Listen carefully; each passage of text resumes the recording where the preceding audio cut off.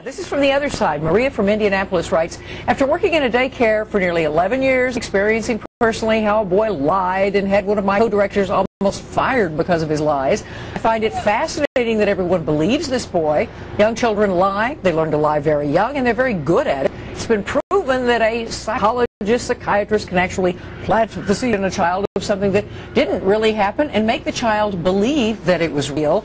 Okay, Don, I agree with some of that, but we remember the Martin case and various daycare center cases, very young children for the most part being manipulated. This is a 12-year-old boy who's now 15. Do you think that sort of thing applies to him? And do you think he would be as effective as a very young child who really may not distinguish between fantasy and reality? I think they're completely different. For those of us who have seen the small children being interviewed by these so-called experts, we see that they're subject to a lot of persuasion and leading questions and things like that. Somebody that's 12, 13, 14 years of age really is as susceptible to leading questions.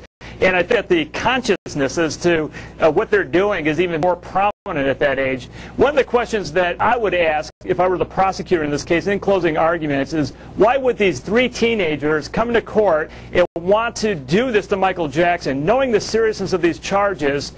They don't care about the money. Their mother might. But if Michael Jackson has been this prince, he's been this wonderful person to them, taking care of their every needs, why would they go to this extreme and make sure that he's locked up in jail, he's gone forever? And I think there's a difference.